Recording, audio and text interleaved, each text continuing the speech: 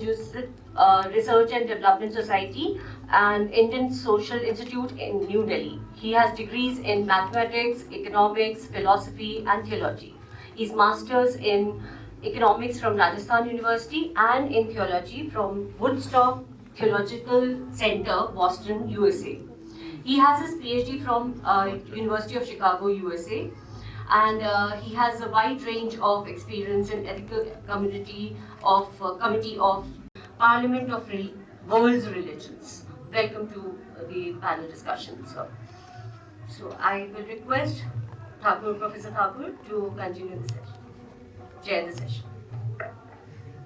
Thank you, Pooja, Honorable Dr. Karan Singh. Friends,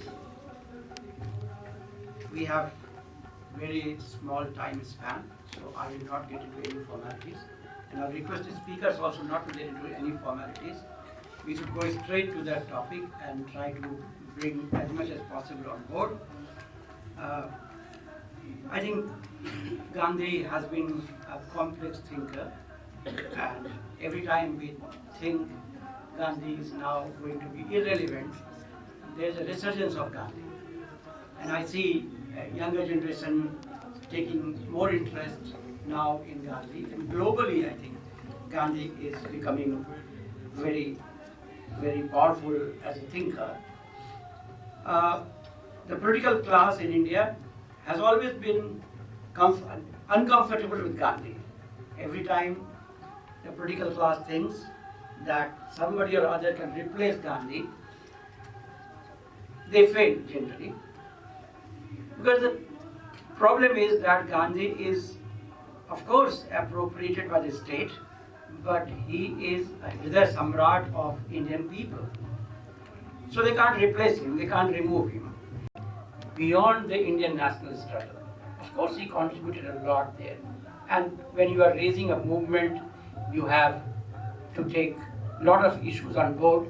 You have to make compromises, you have to develop strategies, you have to listen to other people. But now is the time that you think of Gandhi beyond the movement, beyond the national movement, and reclaim Gandhi as a philosopher for humanity. I think this evening the speakers have kindly agreed to send their abstracts on board so that we can make sure that discussion is very focused, and you will be interested in knowing that the issues the speakers have picked up are very relevant, and they will be speaking in two parts. The first part, they will talk about one of the concepts that speakers think is the most relevant concept from his or her point of view.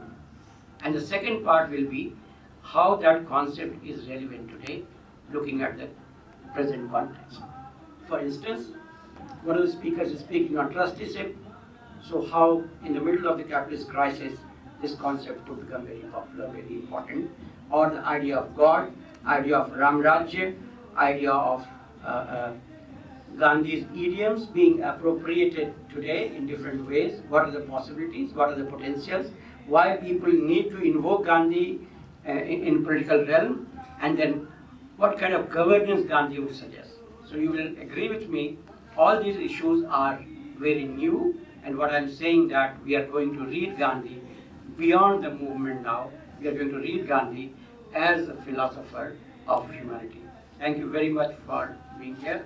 And let me begin by, if I may take this liberty of starting the discussion from below. So may I invite Dr. Pooja Sharma, who is going to talk about the idea of trusteeship. And Pooja, we will remind you 7 minutes and 3 minutes will be surplus, right? So 10 minutes max, so that we can have good discussion. Thank you so much, Professor Thakur. As we have set up the floor for talking about Gandhi beyond freedom fighting struggle, so one of the ideology and model which he suggested was the trusteeship model. Looking at the trusteeship model of today's time, when we talk about today's challenges, global challenges in the form of climate change, sustainability issues, the only model that, according to me, that fits in to the system is trusteeship model. Sustainable Development Goals, as we all know, have been born in 2012, and in 2000, ESG were proposed. Environment as Social Governance was proposed, and at the same time we saw corporate social responsibility (CSR) coming up. So the idea is that the world towards from its taking off from the capitalism wants to take off. I mean, still, it's a long way to go. It is taking off from the capitalism and shifting the paradigm towards the ethical, responsible future. And that pertains to both living and non-living. And it pertains to climate, it pertains to ecology, environment, etc. So the trusteeship model which we talk about, what is it? It is based on the basic ideology and notion that one must care about the world one will not see.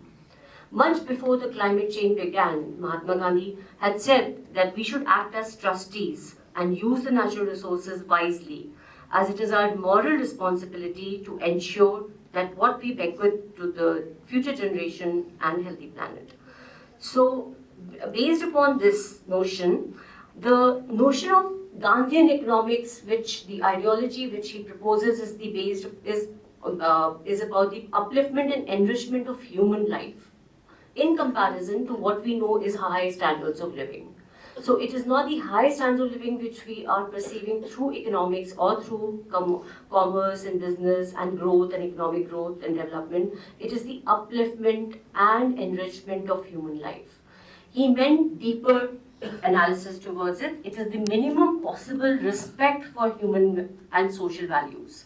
So the idea of ethics came through Gandhian economics, and while doing that, discipline of economics that deals with the scarcity of resources. People from economics background, all the students must be knowing about the basic economic problem, that is problem of scarcity and choice. So that originates, and the only solution that pertains is the trusteeship model that proposes the most efficient way of using the resources what we have, and guided by the fundamentals of ethical economics and human upliftment. The spirit of trusteeship model says law of non-possession. The thought advocates that bounties of the world are primarily the entire human race as a whole and not as a particular individual. When an individual processes more than what is rationally needed, it is the ethical responsibility of that person to distribute. Now I'll quote these words of Gandhian thoughts, that 3-4 lines which are very, very important, fundamental for a society and the way of living or life. Supposing I have come by a fair amount of wealth, either by way of legacy or by means of trade and industry, I must know that all that wealth does not belong to me. What belongs to me is the right to an honorable livelihood, no better than that enjoyed by millions of others. The rest of my wealth belongs to the community and must be used by the welfare of the community. These were the words on which the entire functioning of economic growth, fundamentals of economics, discipline of economics, and economic development, business, commerce, etc., should be based for a sustainable paradigm shift. So, according to Gandhian trusteeship model, when someone can work and even more and can accumulate surplus, then it should be accumulated for the welfare of the poor and less privileged. So the notion was to remove the inequalities of ownership and income, narrowing the class gap which we finally land up with. The principle of Sarvodaya, which you must have read, people from who have read Gandhian thoughts, it is the upliftment of all, including human and non-human entities. So it leads to a system that is more decentralized, that is related to the minimum consumption and confined to a smaller use of resources for self-sufficiency and non-violent functioning of the living. Now, another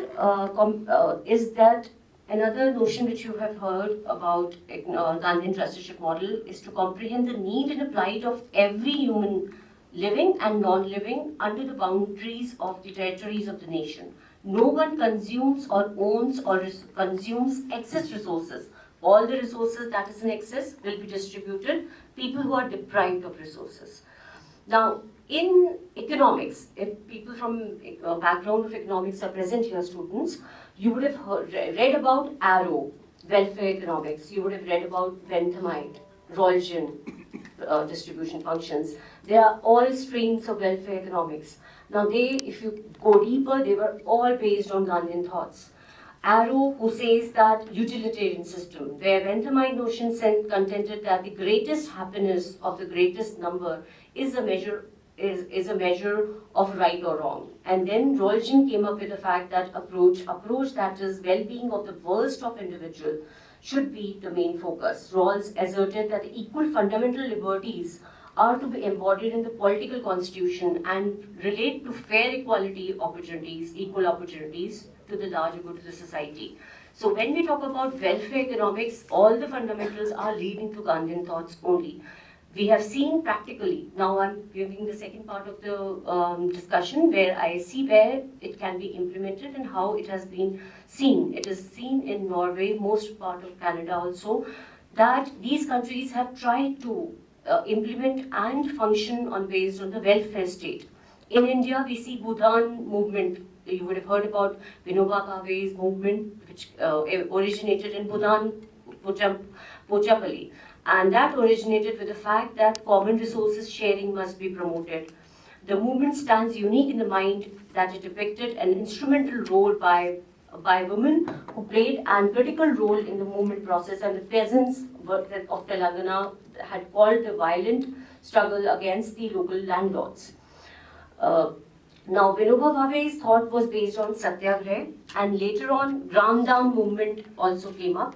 So, other the instances can also be quoted from there, that the conflicts and there were proofs for that, where the environment and ecological harmony were promoted, and then there are certain cooperative societies which are based on trusteeship model, like Milk Cooperative Society in Nagpur, that links to Gora's Bandar, that originated in 1983. So there are various instances which function on Gandhian thoughts. Mondragon Corporation, which is a corporation of manufacturers, consumer goods, and 95 autonomous cooperative societies are functioning. So the fact is that there are several societies, civil organizations, and cooperatives functioning based on a trusteeship model, and they have been successful in attaining the objectives of which are the basic objectives of SDGs. So once you see the underlying thought of the trusteeship model, it is a sustainable model, and that is practically possible if taken at a larger good of the society. Even the state should function with the ideology of trusteeship. Trusteeship can be adopted by both state, center, any of the international organization, and it can it is equally applicable when it comes to the corporate functioning. Corporate social responsibility is one part of the sustainable thought of trusteeship model. But CSR, when the questions come up, I will tell you that how the current status of CSR, which is the form of CSR which has come, it is again under the scenario of capitalistic framework, which the ideological framework which was proposed by trusteeship model has been critically and damaged. The way it has come up in the society and from economics, it has come up in a wrong way. The pathway which it has landed up with, it is not solving the purpose at all. So these things we can discuss when the questions come up later. Thank you so much. Thank you, Pooja, for finishing exactly in 21 minutes. And everybody would agree with the presentation. And the core idea is that since the capitalism is facing a deep crisis today, 2008 economic crisis, after that, capitalism has no philosophical justification for itself. It has abandoned the project of common good, and therefore globally there is a serious tension that what would be the next mode of production. And people are looking towards such experiments. She mentioned Mondragon experiment, which is just a wonderful experiment, which has kind of ideas that Gandhi has been talking, initiated by a Gandhi-like figure and one would like to know more about that, how it works. So, point is that he is more relevant today as the capitalism is facing a crisis, and therefore Gandhi has to be read very differently. Thank you, Dr. Pooja Sharma. Thank you very much. Next is Dr. A.K. Merchant. May I request you? And Dr. Merchant is talking about the idea of Ram Rajya, which is a very controversial idea today. Yes,